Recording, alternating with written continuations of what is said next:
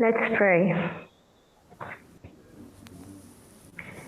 Mungu anayewakaribisha watu wote, fungua mioyo yetu ili tuwakumbatie watu wote kama unavyofanya wewe. God who welcomes all, open our hearts to embrace all people as you do. Amen.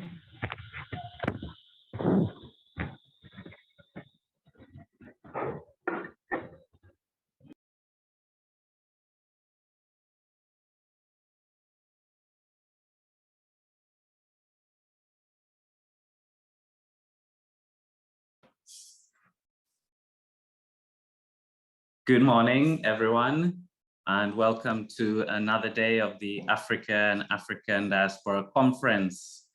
This year, 2021, we're focusing on the theme From Manchester 1945 to a Pan-African Renaissance.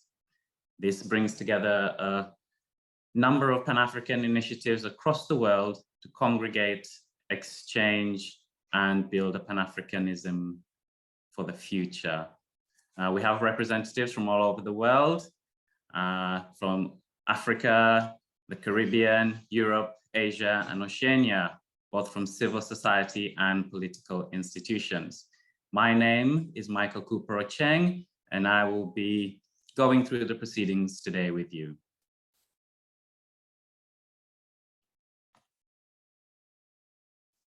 I will let my colleague introduce himself.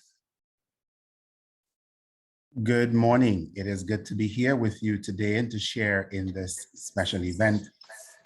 My name is Reverend Algernon Lewis. I am chairman of the Moravian Church East and West Indies Province. And together with Mr. Cooper Ocheng from Trinidad, we will be co-chairing today. I am speaking to you from the Caribbean Twin Island nation of Antigua and Barbuda. Thank you so much, Mr. Lewis. So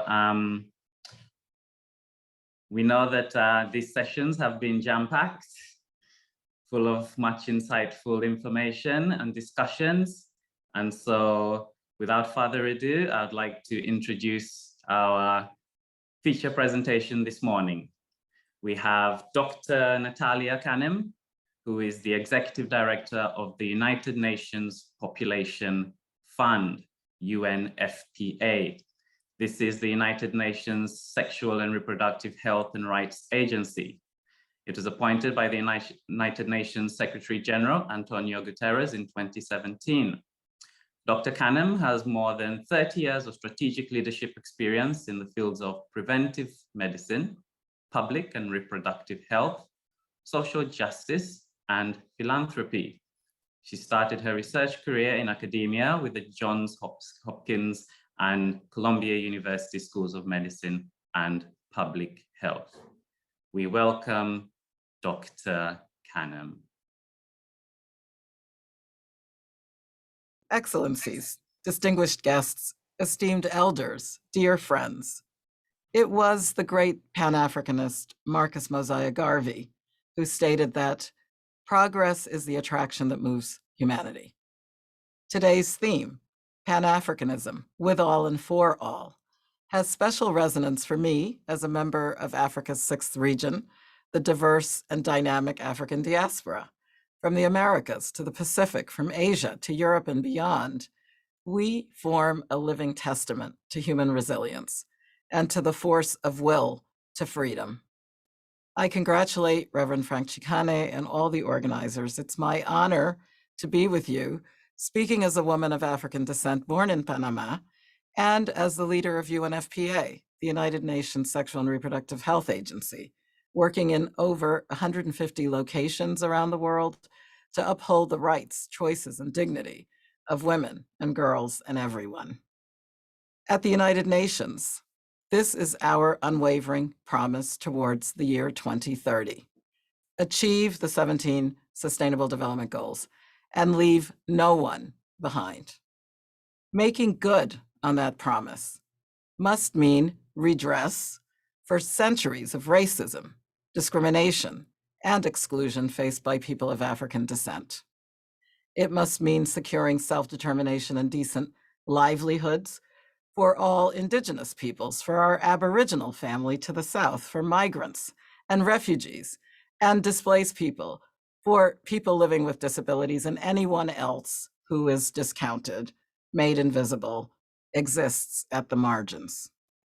In the spirit of Pan-Africanism, the promise of Agenda 2030, and of the African Union's Agenda 2063 towards the Africa we want, will mean recognizing our immense contributions to the advancement of human achievement, our ingenuity, our resilience, and our shared interests and common values as a people. Celebrating our diverse heritage reaffirms our unity and our beautiful culture that gladdens the soul. Our culture forms our resilient outlook, and all around the world, it continually serves as an inspiration to our wonderful young geniuses of African descent. On August 31st this year, history was made as the United Nations and the world observed the first ever International Day for People of African Descent. I marked that historic day with the strong Afrodescendiente community of Cahuita in Costa Rica. There, we declared a symbolic door of return, signaling the start of a new and triumphant chapter following the era of transatlantic enslavement and the intentional underdevelopment of Africa, one of the bleakest chapters in human history. As Walter Rodney and Lloyd Best and so many others have shown, that legacy of racism and criminal injustice is still very much with us today.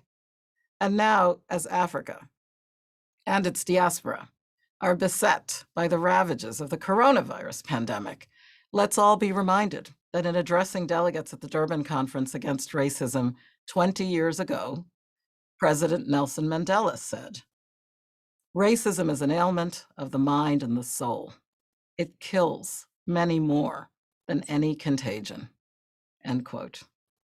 And there in Durban, we also saw the power of rural women and their insistence on voice, inclusion, and self-determination as they gathered to state their case.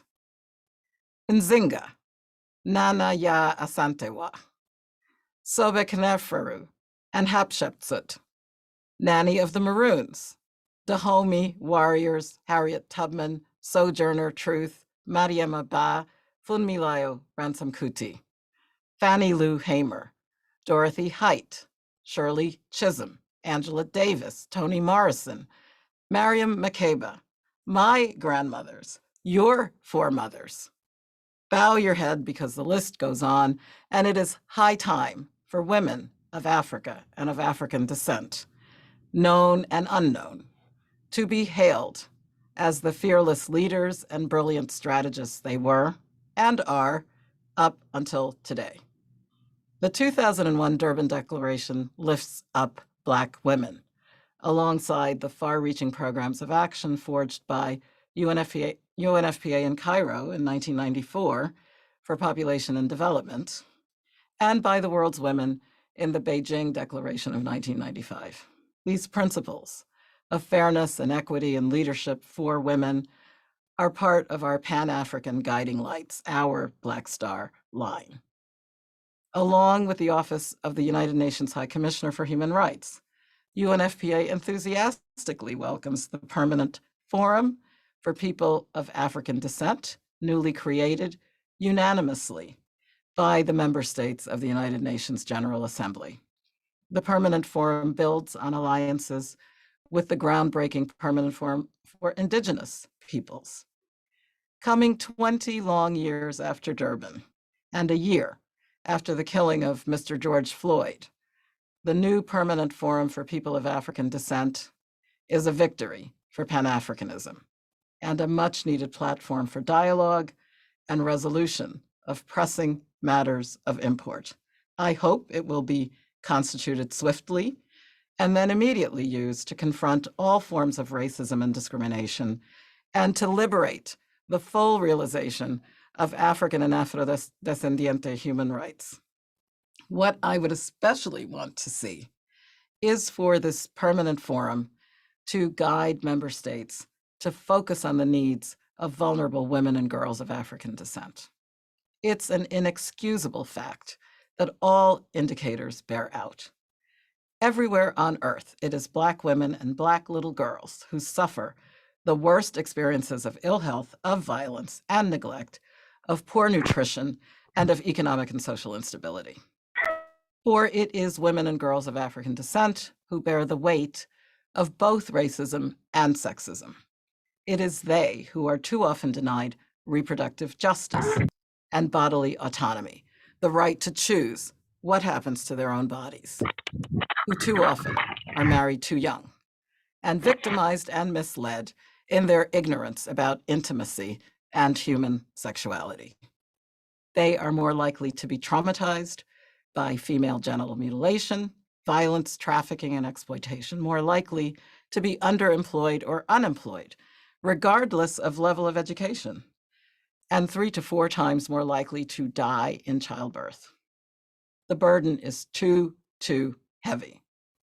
Women want men and boys to be prominent, outspoken allies in the outcry against both racism and gender-based violence, against rape and conflict, and coercion of any sort. Men must stand with women's demand for peace in their countries and villages and communities, and especially peace in their homes. Today, COVID-19 exposes the injustices for all to see. Communities of color and Indigenous peoples suffer disproportionately. Despite the valiant efforts of the World Health Organization, Africa continues to be denied fair access to COVID-19 vaccines. Well, UNFPA has a proud history of standing up for equal rights and dignity for all, and for the right of every woman to access modern contraception so she can plan her family, give birth safely, and certainly live free from violence.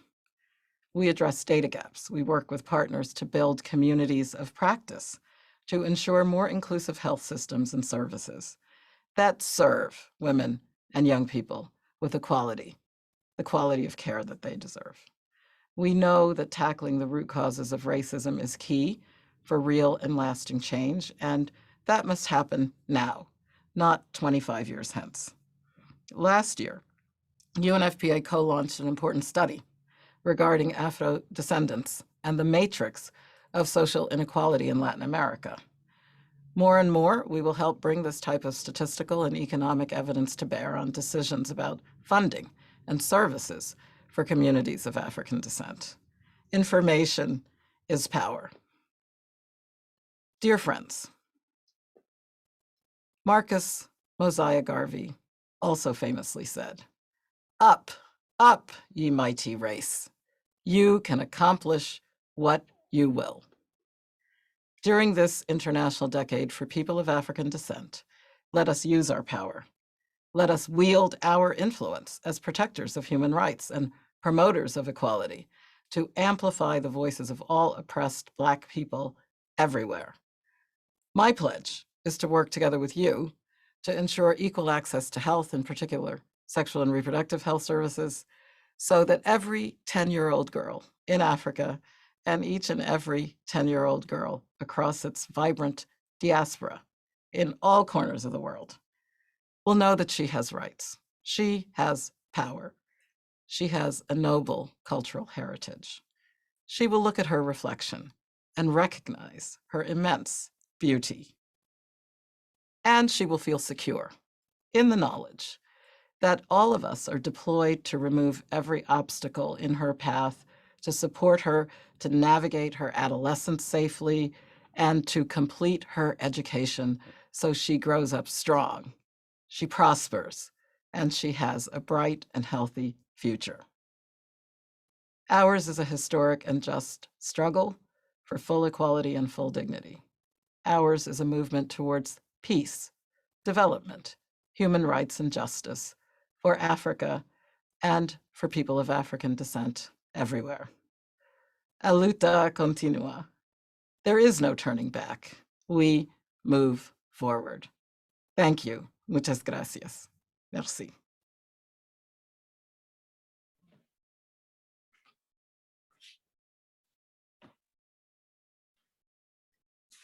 Thank you so much for that message, Dr. Kane.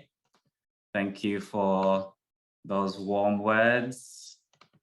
Thank you for that, taking us through that journey to highlight the many struggles that have brought us to this International Decade of Peoples of African Descent. Thank you for bringing a message on behalf of the United Nations Sexual and Reproductive Health and Rights Agency, and pressing all of us to focus on the needs of women and vulnerable girls who bear the brunt of racism and sexism. We must all stand up with our women for peace. Thank you once again, Dr. Kane. Reverend Lewis. Good morning again. Our next speaker, I'm afraid I do not have all the information on her, is Saharai Gomez. And this is a voice from Cuba. As we know that Cuba has been long marginalized by the international community in some regard, and yet has done very well in keeping itself going forward. And so we look forward to hearing from this next speaker. So I will introduce Saharai Gomez. I think that's what my sheet says. I think I'm seeing something else. Is that, can somebody correct me, please?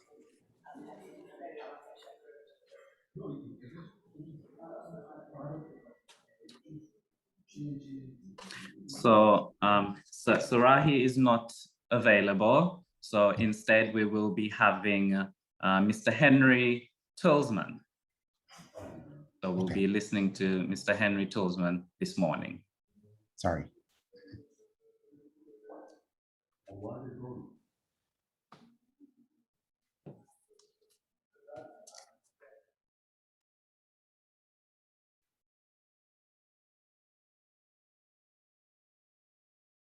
Et membres de ce grand mouvement panafricain, chers téléspectateurs, je me sens très honoré aujourd'hui de participer à ce grand événement portant sur le panafricanisme.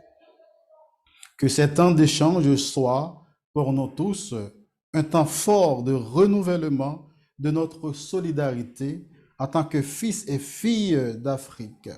Je souhaite que ce soit un temps de confirmation de notre politique de fraternisation et de notre vision du monde, tous pour un pour tous. À ce grand congrès, moi, Henri-Claude Télusma, je vous apporte la voix d'Haïti, la voix de la première République nègre du monde, la voix de la mère de la liberté, la voix de celle qui a jeté les premiers jalons aboutissant à l'abolition de l'esclavage dans le monde, la voix d'Haïti, pays qui a longé la main au monde entier, à tous ceux qui avaient soif de la justice, de la liberté et de l'indépendance.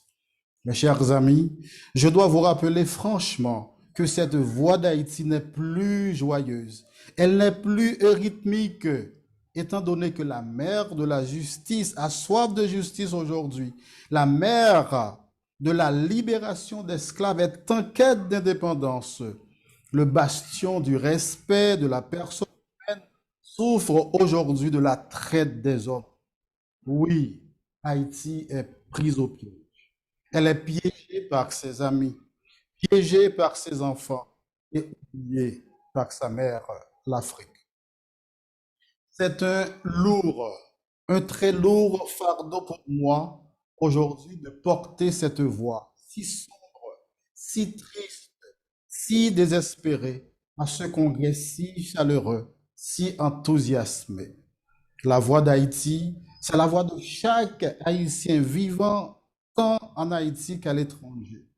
Je me fais donc le porte-parole de Philippe, cet Haïtien qui vit en Europe depuis plus de 10 ans et que l'insécurité l'empêche de revenir au pays pour passer du temps avec sa famille. Haïti est classé aujourd'hui parmi les pays les plus dangereux de la planète. J'apporte aussi les complaintes de Jacqueline, jeune fille de 26 ans qui a été kidnappée chez elle, torturée et violée en présence de son mari. Mon message à ce congrès cette année est aussi celui de Marie, épouse de policier, dont son mari a été lynché et brûlé en pleine rue. La voix d'Haïti est aujourd'hui celle de l'Incifort, un jeune homme qui vient de perdre son père. Son père est mort lors d'une opération chirurgicale à cause du manque de carburant dans le groupe électrogène de l'hôpital.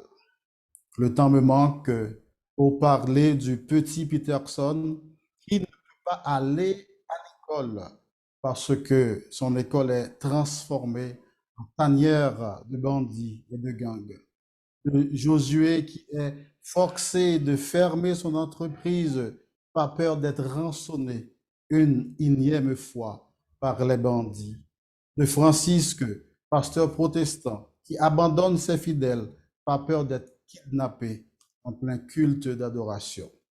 Malgré ma limite par rapport au temps, je dois quand même souligner que la voix d'Haïti à ce congrès est celle de Sophie, jeune fille qui croit qu'Haïti, c'est la grande oubliée de l'histoire, oubliée malgré son rôle dans le respect de la personne humaine, oubliée malgré son rôle dans l'indépendance de beaucoup de pays à travers le monde. Elle croit qu'Haïti est oubliée malgré son rôle dans la création de l'ONU, oubliée malgré son apport dans la création de beaucoup de nations, oubliée malgré son rôle dans l'accueil de plusieurs milliers d'immigrés persécutés dans leur pays pour des positions politiques, ethniques ou religieuses. Elle pense qu'Haïti est surtout rejeté par sa mère, l'Afrique.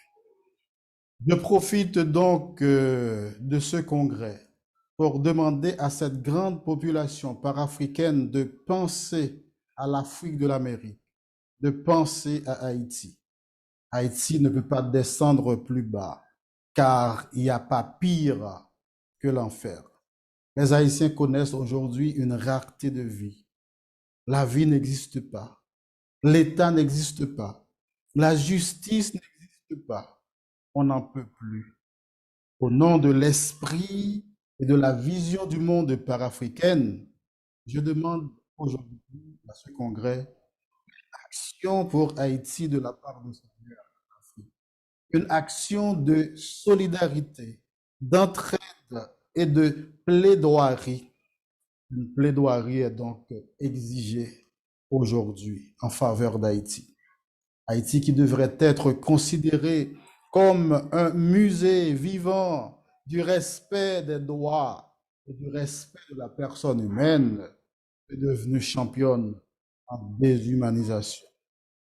Puisque le panafricanisme est devenu un mouvement mondial à cause de la diaspora africaine, ayant en son sein des enfants africains possédant d'autres nationalités, je réclame donc aux Africains ayant de grandes voix, de bonnes voix, d'apporter les cris des Haïtiens, lamentation des Haïtiennes à la recherche de vie, la recherche de la justice et de la liberté auprès des maîtres du monde, auprès de ceux qui ont la clé de la sécurité, de la justice.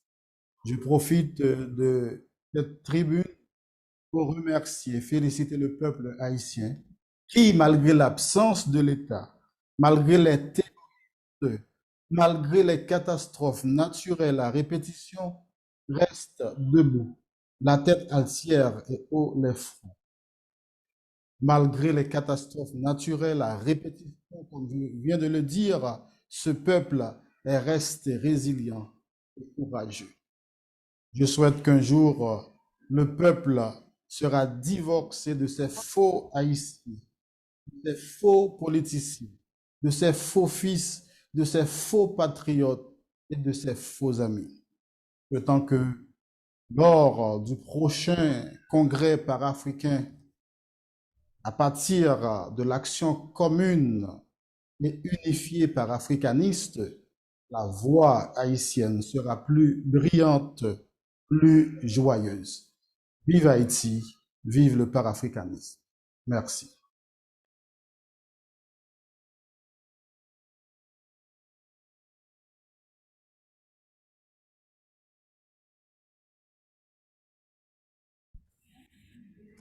Thank you, Mr. Henri Tolzman, for your passionate address today.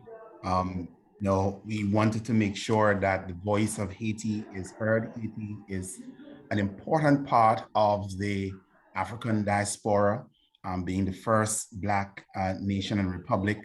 And it is good to have the voice of Haiti. We need more of the voice of Haiti so that the plight of our Haitian brothers and sisters can be brought to the fore and meaningful help can be offered to Haiti. We heard Mr. Tolzman calling for help for Haiti, for justice, for freedom, for economic justice as well. As a Caribbean national, sometimes I hang my head because I think of the struggles of Haiti, particularly having to deal with a lot of natural disasters. When it's not an earthquake, it's a hurricane. It seems every hurricane season that there is something else that they're dealing with. And when you stand outside, you say, why they can't be better? And then you say, they are coming from a place of great oppression from the colonial days and having to overcome all of that. And so they need the diaspora to rally around to offer meaningful assistance. We thank Mr. Tolzman for bringing to the fore the struggles of Haiti and want to affirm that Haiti is not forgotten and that we are standing with Haitians. We see the resilience of Haiti and Haitians, and we stand with you at this particular time. Coming out of this Pan-African conference, we are hoping that there could be more initiatives that will reach and embrace our Haitian brothers and sisters and make for meaningful change in that Caribbean territory.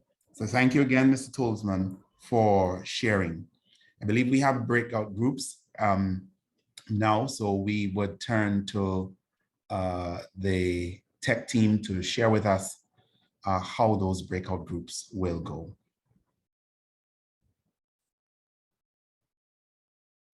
Someone is asking for the contact for Mr. Tolzman, and I believe that we may be able to help with that at some point. Mr. Cooper Cheng. Thank you so much, Reverend Lewis. So a slight change. The youth imagining a Pan-African future for all will not be in a breakout room. This will be part of the plenary proceedings this morning. And to chair that session will be Professor Chikane. Now it is 8:35. We are in good time. So I wonder if it is time for us to have a little break. I will be guided accordingly so that we can start at the top of the hour. Of course, please be reminded not to leave because the next session will not be in a breakout room. It will be part of these continuing proceedings. And that will be the youth section that will be chaired by Professor Chikane. Yeah, facilitator, we will break. I think the technical team should help us. We'll break, but they should put in the link to which we will be going to. So all of us, just change of room in terms of link, but all of us will be in that group, which is plenary in our language, but another room in terms of the technical team. So if they can give us a link so that we know where we are going. If you are lost, you just go to the auditorium, and in that auditorium, you'll find the link for getting to the youth group. Thank you so much.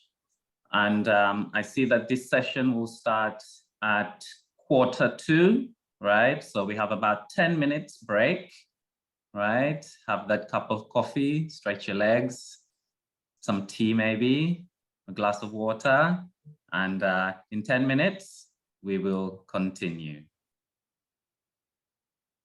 Thank you. Please do not leave. This session that is coming up is an important one, particularly as we consider youth and the fact that the youth are not just the next generation, the youth are important now. We have to groom our young people to take it to the next level, to imagining a Pan-African future for all, and what our young people are saying and how they play their part in ensuring that we go to the next level. It's taken quite a while from the Manchester Conference and now to move things forward. And so where we need to go at a quicker pace in the next journey. And so we want to really encourage our young people. Dr. Cannon's speech earlier really was a challenging one in terms of how we work with women and helping to bring reproductive health and personhood, and how we help to dignify persons in the era. There's one statement that she made that I found very interesting when she spoke about her community in Panama, that they opened a symbolic door, as it were, back to connecting with for engagement with Africa. And I think that that is something that is crucial in our time and season for there to be those connections, those open doors. I know here in Antigua recently that they are trying to establish links between Nigeria and Antigua, where they will have flights. How soon that will take place, no one knows.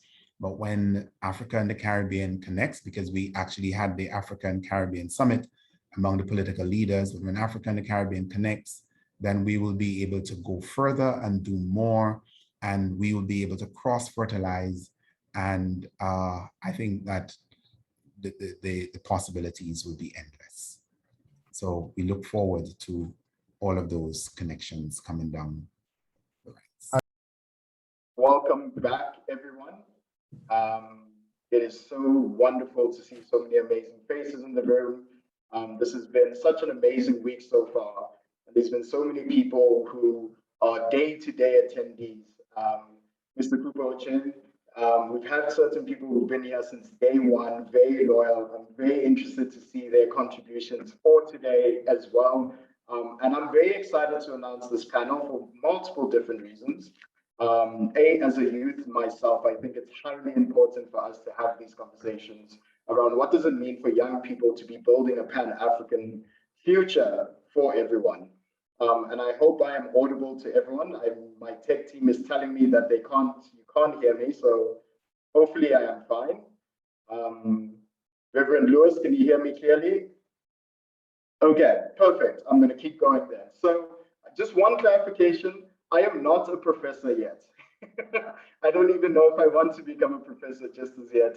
I barely managed to become a doctor. So hopefully in December, I can hand in my thesis. But my name is Rehotsofetsi Chikane.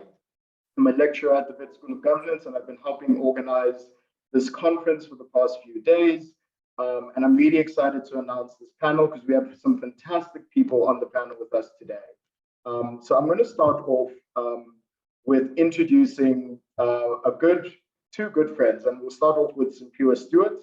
So Simpua is an Eldred Scholar at Lincoln College in Oxford and a Civil Society Scholar through the Open Society Foundations. She holds a master's degree in environmental law, natural resources, and energy law. Prior to Oxford, she conducted research at the US Environmental Protection Agency as an All-Rise Research Fellow in the Office of Science, Policy in Washington, D.C., and the Office of Environmental Justice in Seattle, Washington. Simpire's research focuses on the political geography of populism. She's also interested in geographical behavior of the economic freedom fighters in South Africa, which is a political party here, and the reassemblance national in France, especially the extent to which spatio-historical politics and territorially have influenced the rise of populist electoral politics in Africa's rainbow nation and Europe's indivisible republic. It's a huge mouthful, but I know she's going to give us amazing content. We also have Fatou Wuri, who is a social justice advocate, passionate about gender equity and female leadership. She's an experienced grassroots organizer and advocate who has learned the art and science of community development firsthand in the range of cultures and settings from remote villages to the highest level of the UN. She is a respected international professional with an aptitude for innovation and joining the dots across generations, ideologies, and sectors. Fatou returned to her home country of Sierra Leone back in 2011 and was part of the first set of development specialists at the forefront of the Ebola response, working first through various channels simultaneously to bring Ebola under control. And we thank you, Fatou. There's more we could say about you, but hopefully you can give us more. Our other two panelists are Simone dos Anjos. Simone dos Anjos is a social sciences graduate from the Federal University of Sao Paulo. She has a master's in education from the University of Sao Paulo and is a PhD student in anthropology from the same university. She's also a member of the Evangelicals of Gender Equality, of the Network of Black Evangelical Women, and a member of the Independent Presbyterian Church of Brazil. And finally, but not last, we also have Mr. Hadi Yakubu. He's a collaborator and engagement leader for the Africa is Rising, a Pan-African movement mobilizing African grassroots for justice, peace, and dignity. It has over 32,000 individual and organizational members in 190 countries across Africa and the diaspora.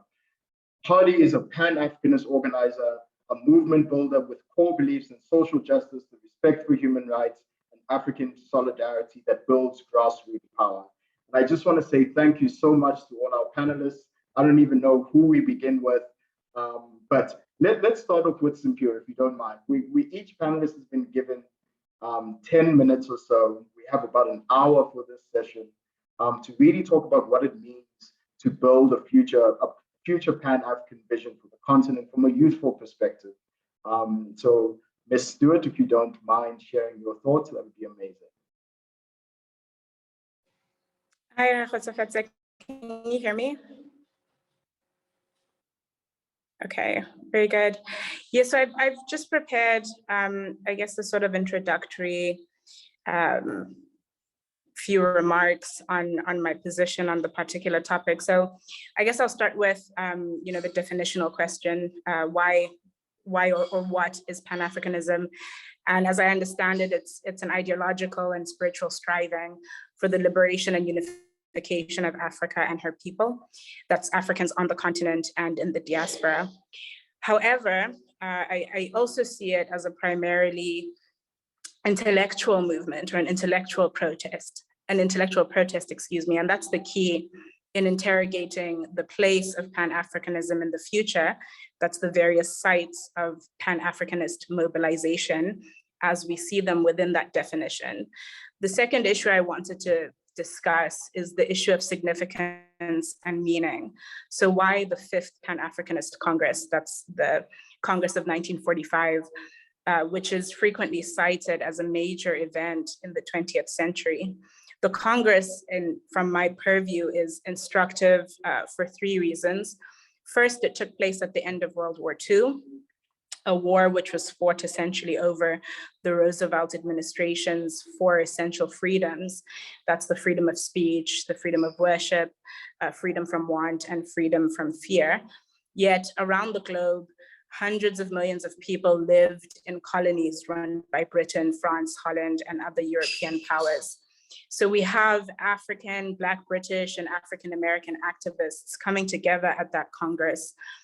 Figures like Kenya's Jomo Kenyatta, W.B. Du Bois, Kwame Nkrumah, coming together to challenge colonial powers with this Pan-Africanist determination to be free, to be educated, to earn a decent living, and to express themselves artistically and otherwise without fear. At least that's the most socio-historically sort of expedient narrative of that Fifth Congress. However, much of the striving of that Congress was for autonomy and independence of Black Africa from the monopoly of capital, the rule of private wealth, and it was this promotion of economic democracy and the pledge to fight for political, social, and economic betterment in all and every way that we can, that was really a core tenet of Pan-Africanism and African liberation. So that Congress is significant, first because it lays the foundations within an emerging world order for Africa's unification and emancipation based on education, income and jobs, expression, economic and political self-determination. But it's also instructive because of its location. So the Congress itself was held in Manchester, in Chorlton on Medlock, a town hall in England, at a time when most hotels wouldn't accept Black people, wouldn't host Black people. In fact, one of the delegates, Len Johnson, was facing a career-ending ban. He couldn't wrestle because of the color of his skin. And England, of course, at the time, consisting of some 57 colonies, was very much at the height of its imperial climb. Yet delegates met in that context to secure a place for people of African descent within the New World Order. And so the location and conditions which delegates faced should tell us about the situatedness of Pan-Africanism. It should tell us that the challenge and impetus to confront questions of colonization, of imperialism, and of the economic liberation of Africa from oppression and exploitation can and should take place in all spaces which embody Black alienation and disempowerment. So we can see that at the inception, Pan-Africanism was tied to, intellectual labor and other social movements. There are student movements, revolutionary and literary movements, and Pan-Africanism then becomes the central thesis in their advocacy for equality and for an end to injustice, in all its forms. The third and final element that I wanted to highlight are the actors in the Fifth Congress, specifically those who were not written into the popular memory, leading Black activists and liberation movement figures like Kwame Nkrumah, Kenyatta, Nyerere, Dr. Hastings Banda of Malawi, Nigerian Black male liberation figures are all listed in the popular memory of that Fifth Congress and of course lauded for their lead role in their respective countries' struggle for independence. But there's a glaring omission there of Black women. And this is why subsequent Black anti-oppression movements consider Pan-Africanism in its historical iteration only one of three pillars of the liberation and emancipation of Africa, which is it's one of three pillars, and the other two are these concepts of Black consciousness and Black radical feminism, which are worth interrogating and worth paying attention to. And so Black radical feminism is this notion that Black women are inherently valuable, and that Black women's liberation is a necessary, not just an adjunct to Black liberation, because of the intrinsic value of Black women as human persons, as autonomous, and also as an acute embodiment, really, of the acute impacts of sexism, racism, class discrimination, and capitalist patriarchy. So the inclusion really of Black feminism as a third thing that stands out for me is also in terms of the extent to which Black feminism allows us to interrogate intersectional oppressions and how they're aspects of the same sort of system or hierarchy that Pan-Africanism tries to rise up against. So we can think of bell hooks, who refers to the system as imperialist, white supremacist, capitalist patriarchy. We can think about Kimberly Crenshaw, who speaks about, who wrote about the intersection of these systems and how each identity, here being Black and being female, should be considered as interacting dynamic that reveals how white supremacy and patriarchy mutually inform the experiences, particularly the experiences of Black women. And so these three issues of definition, of context, and inclusion, I think should be central in how we view Pan-Africanist striving now and in the future, so that intellectual and ideological contestation is a necessary endeavor in the advancement of Africa and her people, and that there's a necessity for the political economy, these questions of government, of policy and finance in the liberation of Africa and her people. The second, that there's no correct place within which these ideas should be debated or advanced. And in fact, it's the places where they haven't found relevance, where Pan-Africanist ideals should be most injected. So those places where Black alienation and disempowerment are embodied is where we should inject these ideas of decoloniality, anti-imperialist objections. And then finally, that Pan-Africanism cannot exist and will not be realized in the shadow of these three horsemen of unregulated capitalism, patriarchy, and white supremacy, rather where Black womanhood and the intersections of gender, race, and class are foundational. I hope I haven't gone too far over the time that you gave me, but I wanted to situate my following remarks in that framework. Thanks very much. I mean, no, that was fantastic. Definitely didn't go over time. The way that you situated this understanding of Pan-Africanism, this code of force of understanding it, not just from this moment of Manchester, but the way that it evolves over time, the impediments that it faces, the challenges, the internal struggles of evading certain people from the narrative becomes hugely important when we have a gathering like this again, to make sure that A, we don't make the same mistakes of the past as ideally as possible, but how do we then, a common theme this conference has been imagining a future that is different from the past. And I think avoiding those pitfalls becomes really interesting, and knowing the particular lanes that we should take becomes even more interesting for us as we discuss how do we chart our path our path in the future. And I do want to go on to Hardy Yakubu, as someone who works on the ground in particular with Africa Rising. It'd be fantastic to hear your contributions. And I think it would create an interesting juxtaposition of sorts, not in a bad way, but something that pushes us forward and brings the discourse together. Mr. Yakubu, if you don't mind.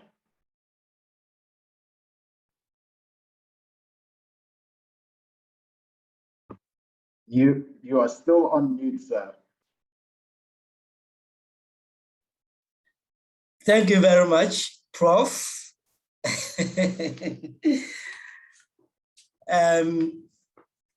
I'm very happy to be here. This is a very important gathering. My boss was supposed to be here. In fact, my bosses were supposed to be here. The one who was built earlier was Lamin, who is the co-coordinator of Africa's Rising. Unfortunately, he couldn't make it at the last minute due to circumstances beyond his control. And his colleague, Kumba, was supposed to be here, but she asked me to take the position because it's mainly a youth panel.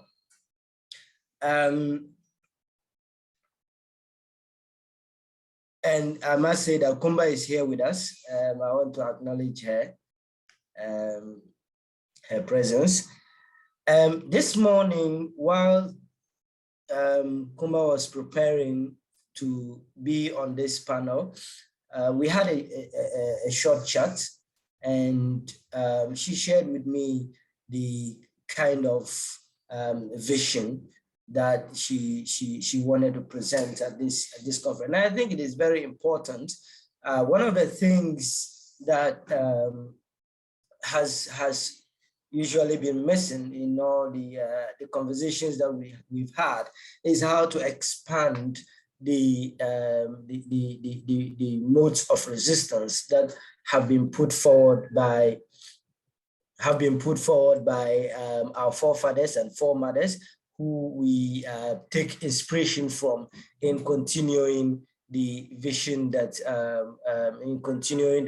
for liberated and united Africa.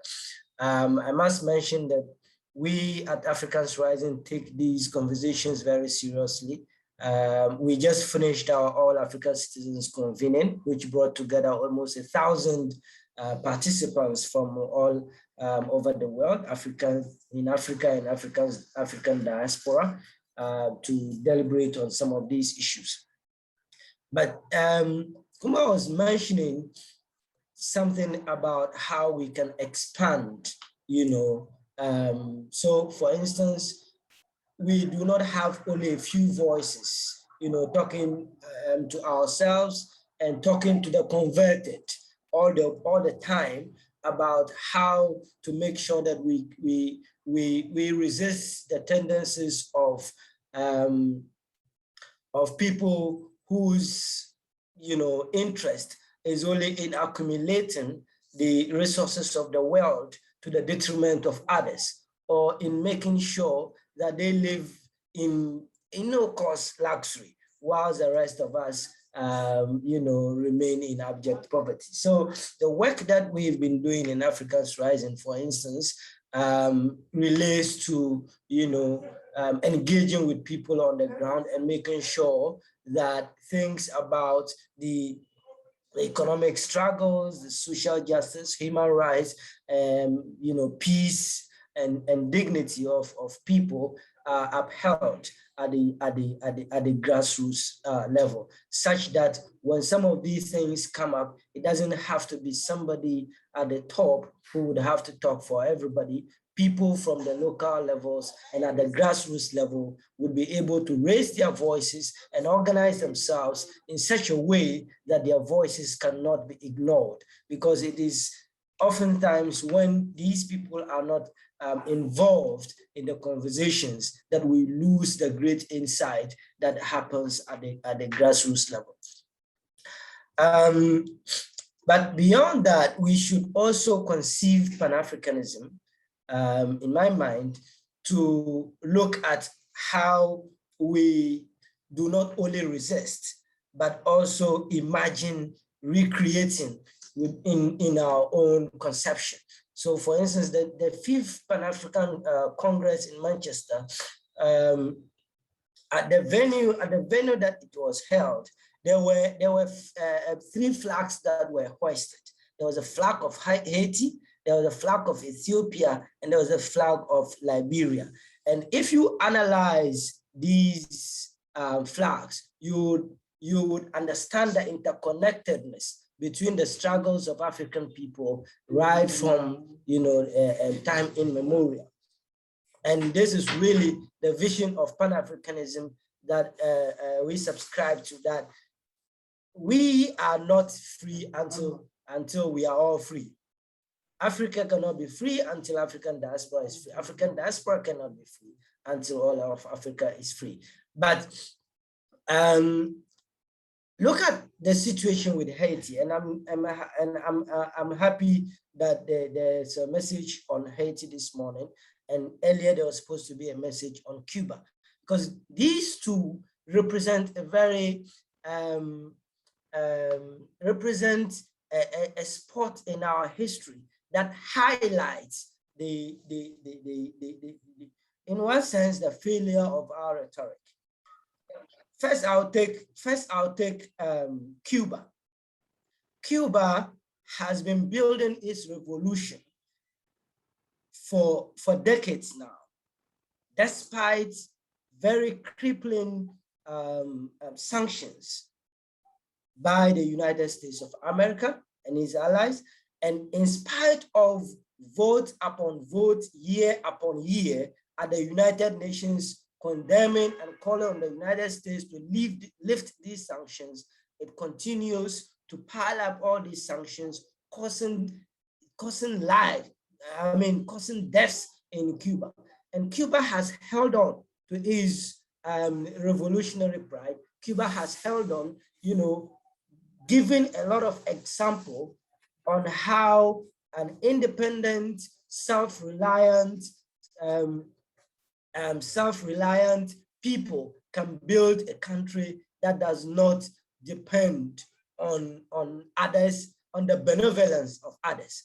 And if you look at the COVID-19 pandemic in its essence, for instance, you can see how that self-reliance and independence has manifested itself, be it in the way the Cuban Medical Brigade has been sent all over the world to support other nations in their COVID-19 response, or the way Cuba has been able to build, come up with their own vaccines, not one, not two, not three, 5 vaccines. You know, an island in Latin America, not more than 11 million people, you know, that is capable of doing this. 54 African countries, not even one country has come up with a vaccine. I'm not saying this as a bit of a message of competition, but I'm just drawing this, you know, example to show how dedication and self-reliance can be manifested. And despite all these sanctions, crippling sanctions, criminal sanctions that the United States has heaped on Cuba all these years, it's been able to remain self-reliant. We have failed Cuba, we have failed Haiti, and Cuba has held on. You know, in our independence struggle, Cuba was with us. Haiti has played its role right from you know, the days of ancient times in the fight against slavery and all of that.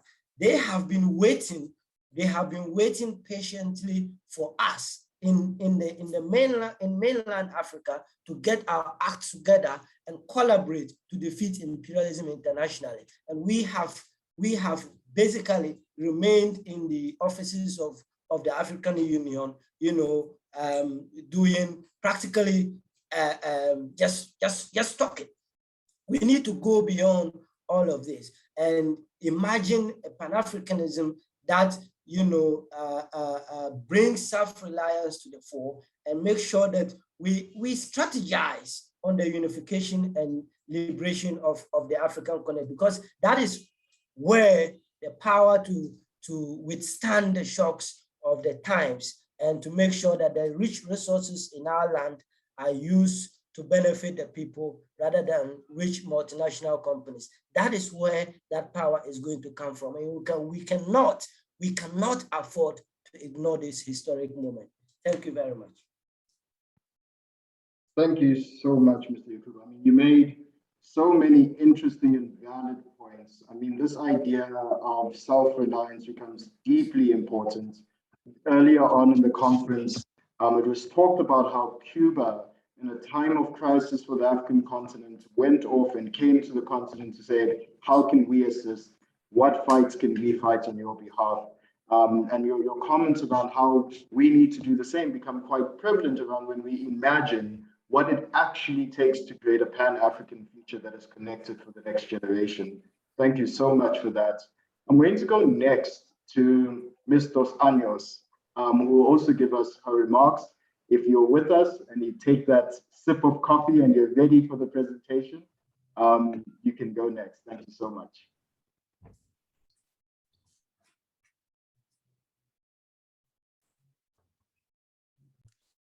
Obrigada, obrigada a todos pela oportunidade de compartilhar com vocês um pouco da vivência de ser uma mulher negra no Brasil. Antes de começar o que eu preparei, eu gostaria de compartilhar com vocês uma pergunta que nós, mulheres negras, temos feito desde o dia 14 de março de 2018, que é: quem matou Marielle Franco?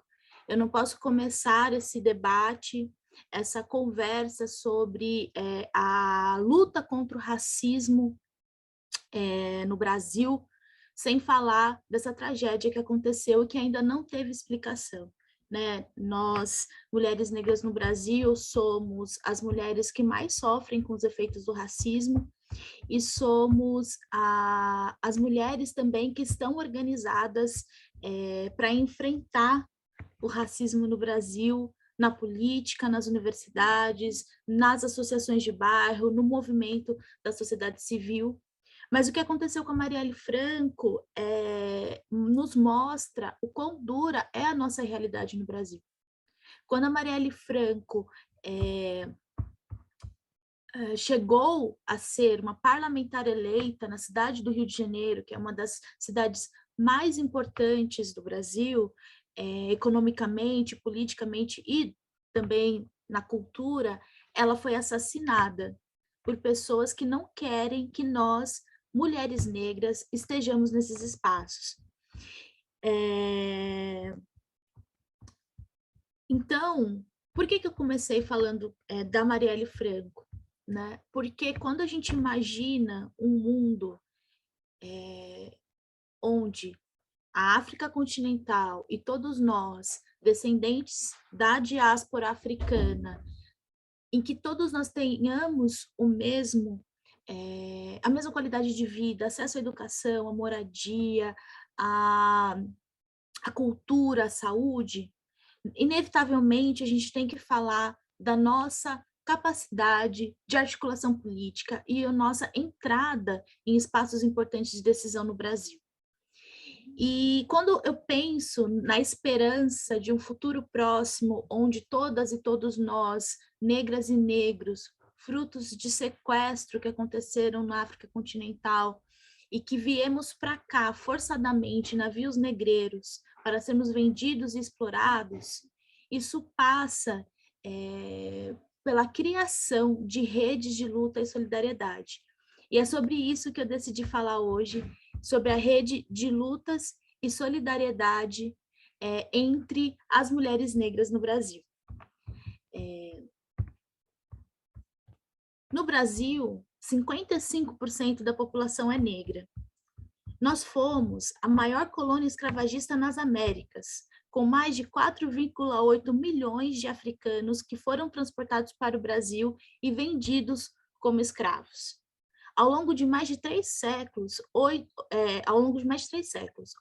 outros 670 mil morreram no caminho, nas péssimas condições dos navios negreiros que os traficantes de escravos portugueses traziam, né, essas pessoas sequestradas. Fora os escravizados que nasceram aqui, os escravizados que não vieram de África, mas nasceram aqui, né, com a vinda desse quase 5 milhões de pessoas negras sequestradas em África. E aí o racismo, então, no Brasil, e a gente tem uma peculiaridade no Brasil, que foi uma colônia portuguesa, então a gente tem a diferença da língua com outras colônias nas Américas, né, na Mesoamérica até a América do Sul, a maioria dos países falam o espanhol, o português é falado apenas no Brasil, aqui nas Américas, e no norte, né, das Américas se fala o inglês com maior profusão, e isso faz com que o Brasil, às vezes, tenha um isolamento na luta internacional, na luta pan-africana internacional. A barreira da língua, de fato, é uma barreira para todas as brasileiras e brasileiros. É por isso que também eu optei por fazer a minha fala em português, porque muitas das pessoas brasileiras que estão assistindo esse painel não falam ou inglês ou espanhol. Porque a educação no Brasil é uma barreira. A educação no Brasil, para as pessoas negras, que são as mais pobres, ela é uma dificuldade, né? Nesse mês de novembro agora, é um mês super importante para o movimento negro no Brasil. É marcado pelo Dia de Lutas por Igualdade Racial no Brasil, o Dia do Zumbi dos Palmares, um dia muito importante para nós afrodiaspóricos brasileiros. É um dia de luta pela nossa memória. E essa é uma disputa que acontece no Brasil.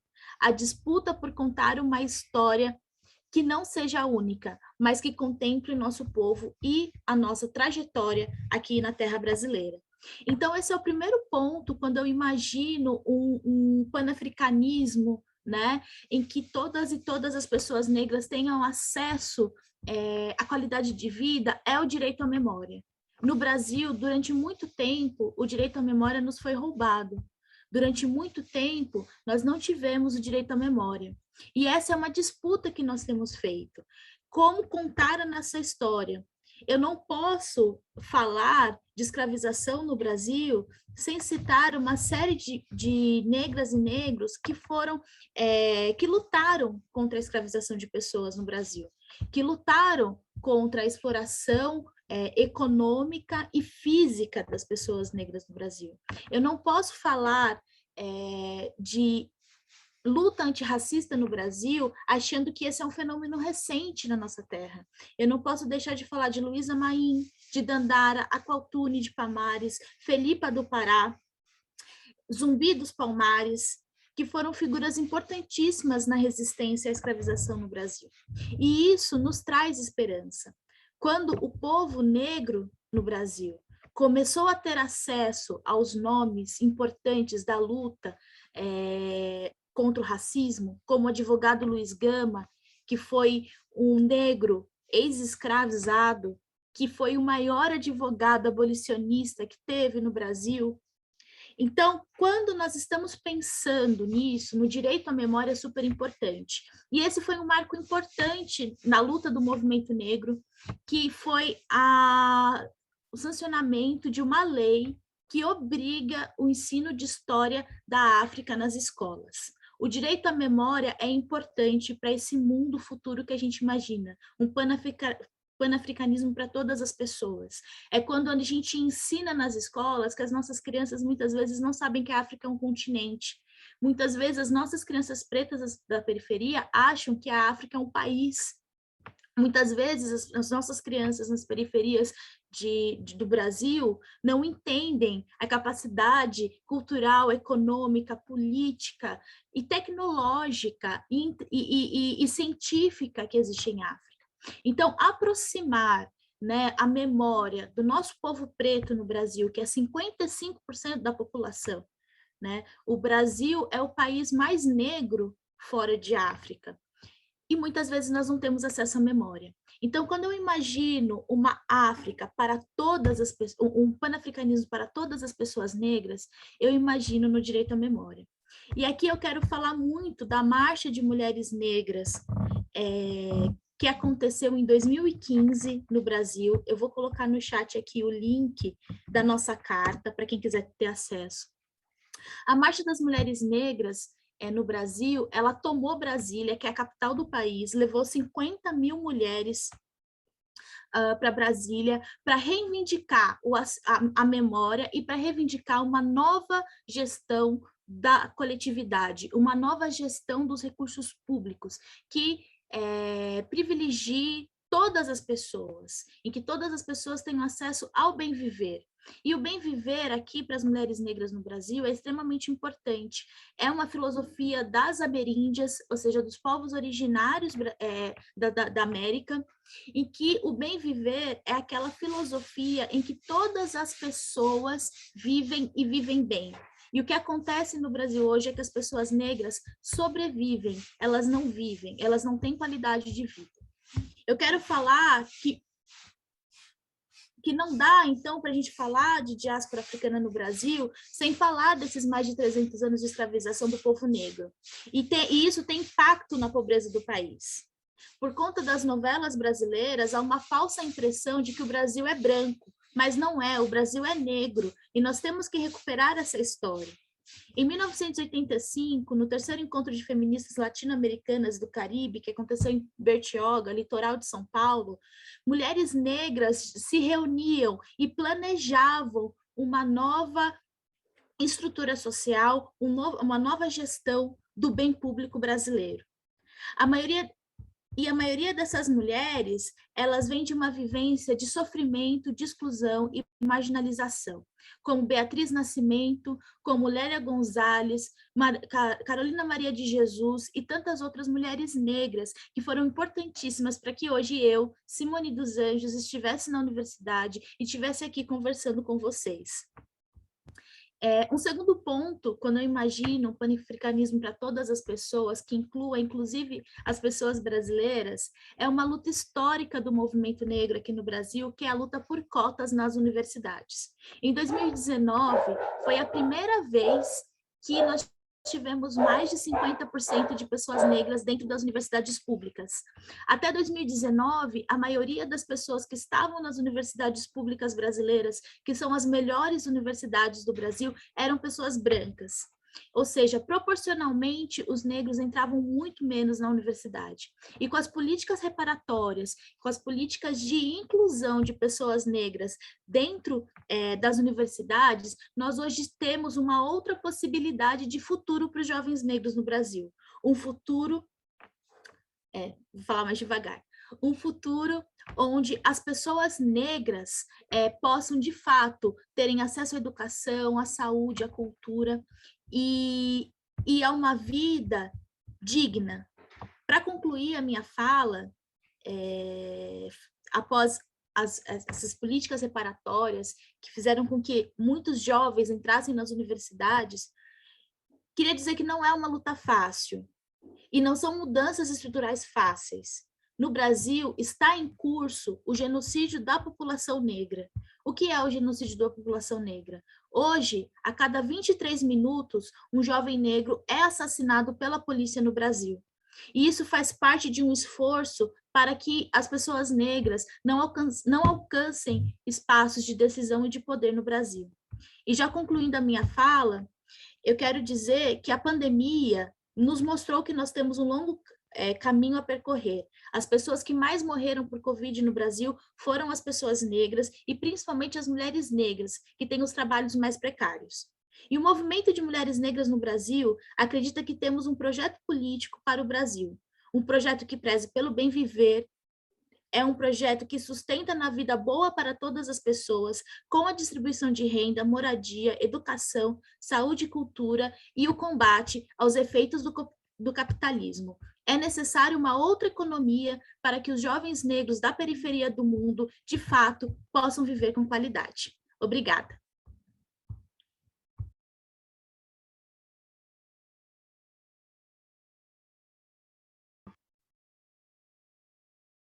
Thank you so much for that, Mr.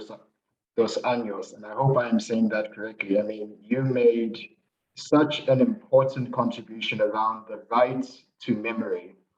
And I think it's deeply important because often if we don't remember, where we came from, where we are presently, it's impossible to imagine where we can go in the future without having someone else telling us how we should go about it. And I just want to thank you about that. And I am going to ask you a question later, but I'm going to hold myself back so that we can go to Ms. Fatu Ruri, who also will give us her contributions. And then we'll have a nice question and answer session with all the panelists and get some questions from the crowd as well. Thank you. Thank you so much, colleagues, friends. So much has been said, such richness, from just a wonderful overview that really grounds this conversation to a reminder that we must be as inclusive as possible, to what I just heard in the summary around memory. We have a saying in my country, if you don't know where you're going, know from where you come. And part of this disruption has been to erase our story. So thank you for this. I'm so excited to be here. Thank you everyone for the invitation to share my thoughts in the next 10 minutes or so, and the future of Pan-Africanism as a young Black African woman. I don't know how young I am and what the age limit is, but youngish. My 4-year-old self is quite excited to be here. I grew up in such a pro-Black, pro-African home, and that is a foundation that helped me navigate racism and sexism and displacement as I spent my childhood and teens living in over 20 countries where my very presence and embodiment was perceived as a threat, often othered, often made to feel less than. It is my identity rooted in Pan-Africanist teachings and principles is what kept me grounded until I returned back home to my country of Sierra Leone a couple of years ago. She or he who feels it knows it. A few years ago, upon returning to Sierra Leone, I built a community network to support female survivors of Ebola during the West African Ebola virus disease outbreak. And we ran sessions from the educational to the professional and the psychosocial. Whenever a woman in one of the sessions would become overwhelmed with emotion before, after, or even mid-session, all the women in the group would instantly stop, surround her, look at her, and say, she who feels it knows it. This really goes back to the beginning of this conversation where we were really situated and grounded in why the 5th Pan-Africanist Congress is so important and symbolic, being held in Manchester in 1945. Of course, it occurred at a unique height of collective pan-Black anger, triggering unprecedented pan-Black unity under a single idea. The single ideology fueled unions, resolutions, movements, boycotts, protests, and wars that have afforded us the progress we benefit from today. Thank you, Pan-Africanism. They who felt it knew it. The paradigm shifts achieved in Manchester 76 years ago is unquantifiable. However, with every resistance, there must be a counter-resistance. Within the context of exploitative and extractive foreign governments, let's summarize this and call it colonialism, the delegations of the Pan-African Congress placed emphasis on political ownership and self-governance for Africa and the African diaspora as the focus of Pan-Africanism from the 1940s to the 1990s. North American and European colonial forces countered that by disrupting regional and global alliances that were working for collective political and social economic autonomy, waging proxy wars to prop up puppet leaders, supporting economic imperialism, and really sowing strong divisive narratives between us. And an example I have is being a teenager in the 90s, going to high school in the US, and having African Americans refer to me as the African booty scratcher. Thank God it is now cool to be African again. Each one of these counter movements have become a self-fulfilling prophecy, and we see it today. George Floyd, Sheku Bayo, victims of Afrophobia killings in South Africa, victims of the End SARS protests in Nigeria, victims of abduction and femicide in Lavender Hill, and the entirety of Haitian, Trini, and Jamaican politics today. And yes, Kumba, viva Mariela Franco. Each of these tragedies are inextricably linked to my freedom and your freedom, to my future and your future. That is the reality of Pan-Africanism today, and also how Pan-Africanism and its principles can liberate us presently and even more so in the future. Akin to 1945, when all of our uncles were angry about being lied to regarding what would happen if we fought in World War II. And just like the 1960s, when our aunties were being killed daily for boycotting in rice fields in Senegal and on buses in Alabama, we find ourselves yet again uniquely angry. We are angry at Haitian migrants being hosted, caged, and flown to war zones against international law. We are angry at Breonna Taylor's wrongful death for which we have seen no justice. And we're angry about our lost sisters missing from Lavender Hill with no government action, let alone justice. We're angry that in the middle of a global pandemic, we took to the streets to affirm that Black lives matter all over cities in the US, Europe, Asia, and Africa. And yet Indigenous and Black peoples are disproportionately affected by COVID. And today in Africa, only 2% of our population is vaccinated due to hoarding by rich countries, lack of equitable distribution. If we aren't dying in the streets, we are dying in hospitals, or of poverty or of injustice. This anger is our understanding that our shared history inextricably links our present, our hopes, our destinies, and our futures for potential freedom. I am not free until the poorest, youngest, transsexual, Black girl, Black boy in every urban, rural town across Black communities is free. And we who continue to feel it, continue to know it. I've worked in the space of global development and systems of multilateralism for a very long time. And the future I envision for Pan-Africanism holds two key codependent truths. First, The fresh face of Pan-Africanism is now embodying an all-inclusive narrative that extends to all Black women, the poorest women, rural women and girls, Black people with disabilities, the Black LGBTQI community, every auntie, every uncle, and every even annoying cousin. There were no women, rural populations, LGBTQI community members, or vulnerable persons at the Pan-African Congress. Or if they were, we really don't know their names. The educated elite men of the Pan-African Congress envisioned what was most pressing and critical for us then, which is anti-colonialism. Yet Pan-Africanism's rival today is imperialism. It benefits our African leaders. Today's Pan-Africanism and tomorrow's Pan-Africanism must elect, support, and keep in power leaders from all Black demographics, especially the most disfranchised members of our communities, redistributing power from a select few to one that is accessible to all. This can most effectively be done through pan-Black coalitions that reallocate, reimagine, and redefine political decision-making from one of economic dependency on the global North to one of collective self-reliance and accountability. This actually leads me to think about, once again, COVID and the world we're living in, thinking about if we had actually invested and we're able to invest in building our own research and development ecosystem on the continent and our own indigenous pharmaceutical industry, we would not be at the mercy of global forces today. My second key point here is economics. We must become economically liberated.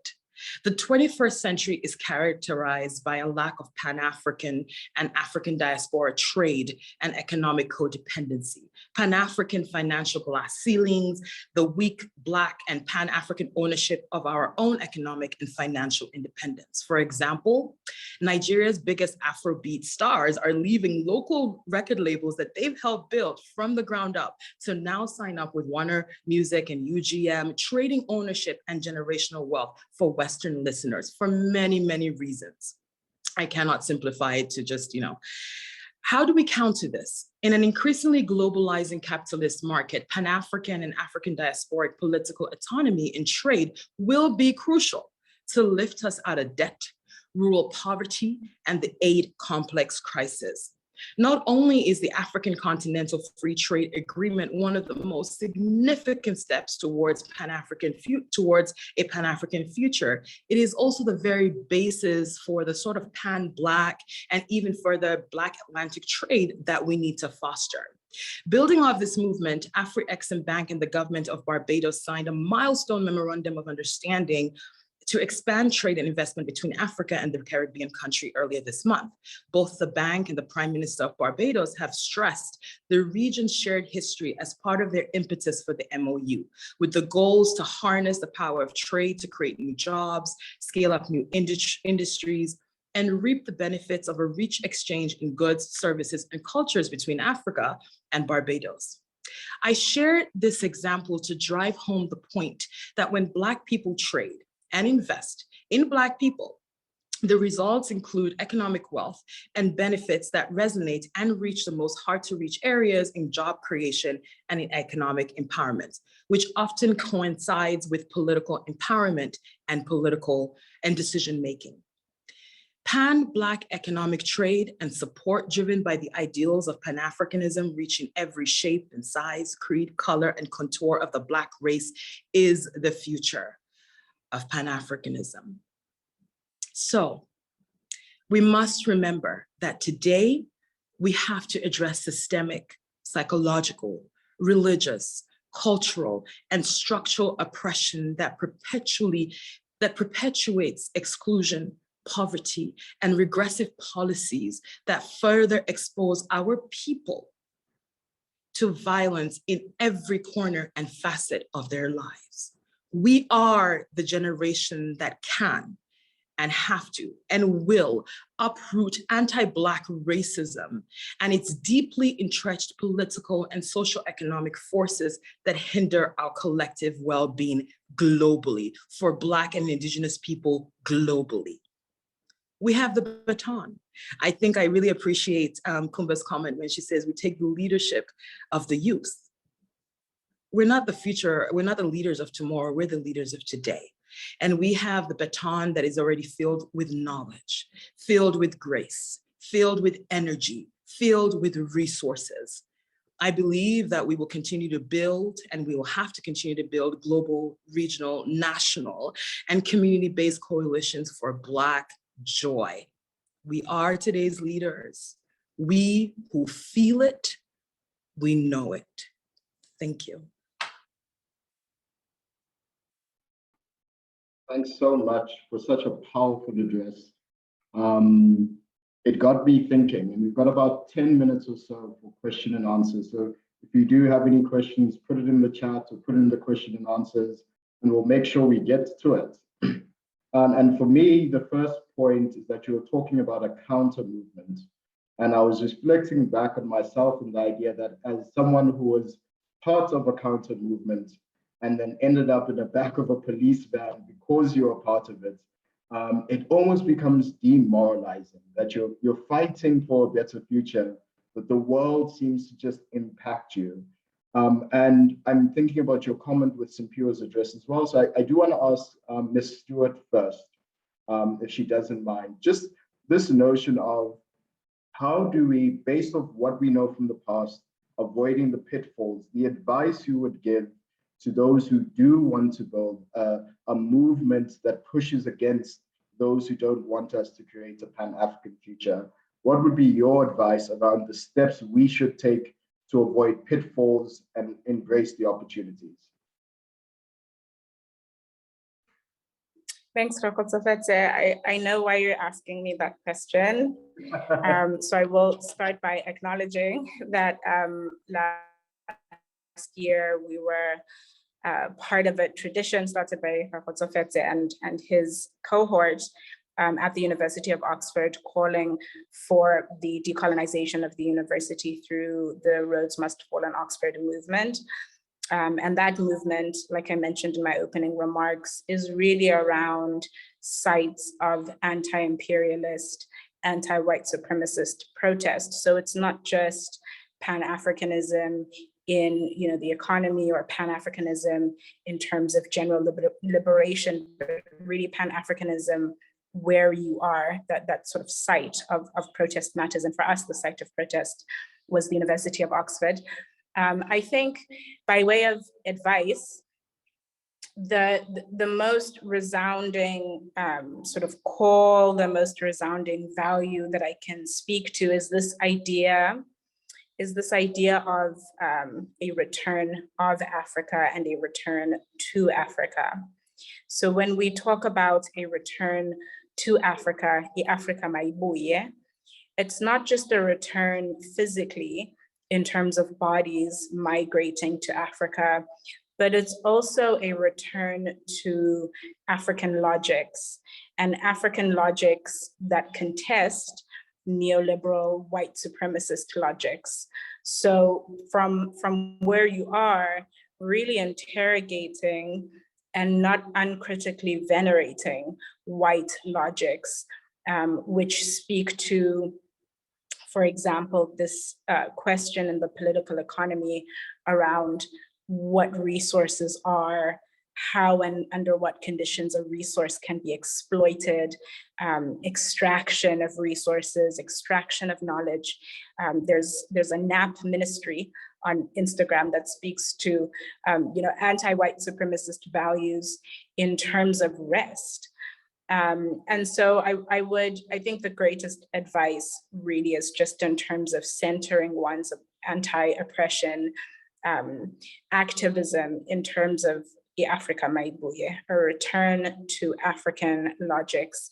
And I should mention also that the question of governance is a real question once Pan-Africanism is achieved, because, and Cuba is a great example, we can't have Pan-Africanism, we can't achieve Pan-Africanism without reimagining what a Pan-Africanist governance system looks like, when in fact, much of the systems that we are in right now, including in Africa, where democracy nominally at least is the order, really considering what breaking away from white supremacist logics looks like across contexts. Thank you. No, thanks for that. And we do have a question in the chat, and I think that one of the best people to answer this, and then we'll go to Simone, is Mr. Yakubu. The question there, based off your organization, just how do you get young voices into spaces where decisions are made? How do we stop young voices being marginalized? Now, we do have about 4 or 5 minutes, and I do want to be able to get everyone to wrap up. So in your words, how would we do that in about a minute or so? It's far too short. Thank you very much. I think it is first of all recognizing that the sort of model that our leaders currently are running, it's completely outmoded. How to get young people, into decision-making processes is about imagining how to leverage the levers of power, because all of these has to be narrowed down to how these brilliant ideas that we all have then translate into concrete Pan-African processes that bring about the unity and liberation that we all speak of. So we have to have the strategy to, first of all, raise the awareness, to secondly, raise the funding. I think that one of the things that we ought to do, and do very, very, very strategically, is to probably make sure that we get strategic individuals in all these African countries, entering into parliament or contesting in some form of election and getting into the process. That's the only way that we can find our voices in the rooms where decisions are being made. And once those voices are there, we would be represented, and the views and the views and ideas of Africanism would not be in the fringes. They would actually be represented in decision making, and we can have a future that is based on these ideals rather than basically talking about ourselves. No, thanks for that so much. I mean, it's hugely important. And I know myself that there's different ways of getting into Parliament, but sometimes those spaces aren't the places where real decisions are made. And sometimes you need to create them yourself. Now we have a couple more minutes left, and I'm going to cheat. And I'm going to ask a question, but also ask the last two panelists to give their final concluding thoughts. Unfortunately, we won't be able to hear from Ms. Stewart and Mr. Yakubu, but just there's a question in the chat, which I think is deeply important. So just in 30 seconds, and from your perspective, if you had the opportunity to understand how to disseminate your training, your experience around activism, around change, what would be your advice to other young activists who are in the room or who are listening around from the lessons you've learned, what is the advice that you can give and disseminate to other people? Just in 30 seconds each. We can start with Ms. Dos Anjos.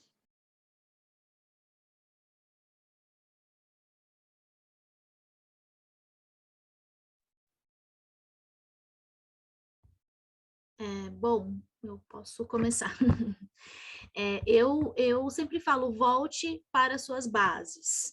Por que volte para suas bases? Muito parecido com a minha trajetória, nós, jovens líderes negros, que furamos as barreiras do racismo, alcançamos as universidades, alcançamos espaços de poder, muitas vezes acabamos sendo empurrados para fora de onde nós viemos.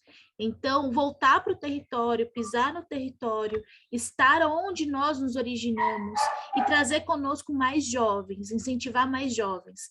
Aqui em Osasco, eu fui candidata a prefeita na minha cidade. Fui a 4ª pessoa mais votada, única mulher negra candidata, e fizemos esse debate de racismo na cidade nas eleições, e depois criaram um cursinho popular para acessar o ensino universitário chamado Simone dos Anjos. Isso, para mim, foi a prova de que voltar para o território vale a pena. Disputar espaços de decisão no seu território, de onde você saiu, vale a pena. Então, hoje existem 100 jovens estudando no cursinho que chama Simone dos Anjos, e isso, para mim, é muito potente. Então, sempre lembrar de onde a gente veio, voltar para o território, para mim, é a dica para a gente construir o mundo que a gente quer. E muito obrigada pela oportunidade de trocar algumas ideias aqui, que nós tenhamos um 2022 muito melhor para todos nós, de esperança, de luta e de memória. Obrigada.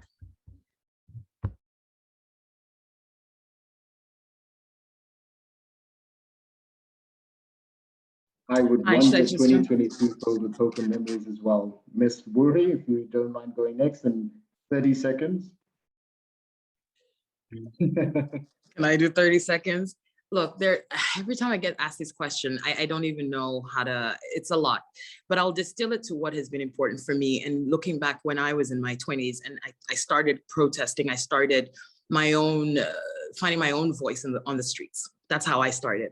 And I remember it was in that I was able to meet other like-minded people who were, I mean, of all generations. When you're thinking about sort of this generational linkage, it was through protest, it was through mobilization, community-based mobilizing, door to door. You know, there wasn't this hip, big media thing. I mean, social media rave at the time. It was in those circles that I was able to feel affirmed that my anger, whether it's righteous or not, or untamed or whatever it was powerful and needed. So I feel as though first thing that's really important is that everyone is affirmed and that their role in this movement, in this bigger vision, matters. From those that are protesting on the streets, to those that are in the boardrooms, to those that are raising money and have the resources, to those that are working to be in parliament.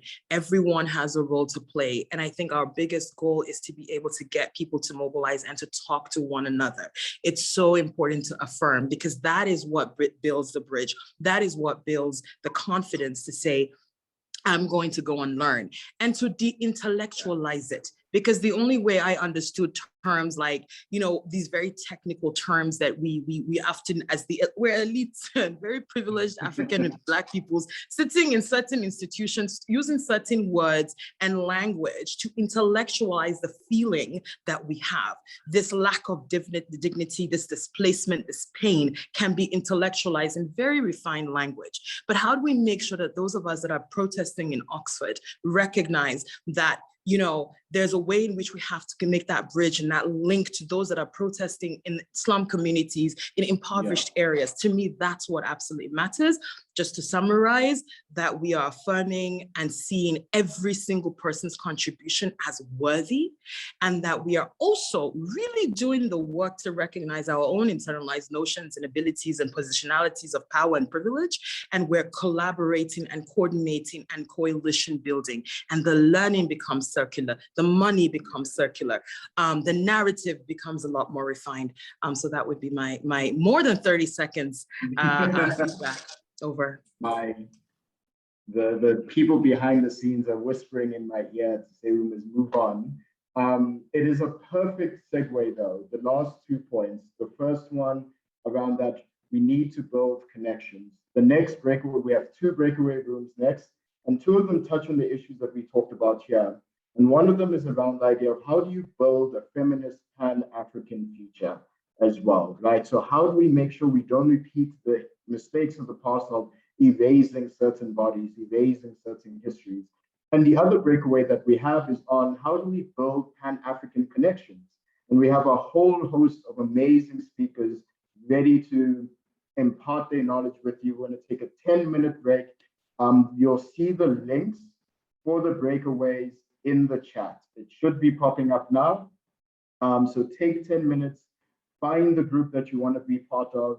If you don't find the link in the chat, you can also find it on the website, right? If you go to the website and you go to the auditorium, you'll find the different links for the particular sessions.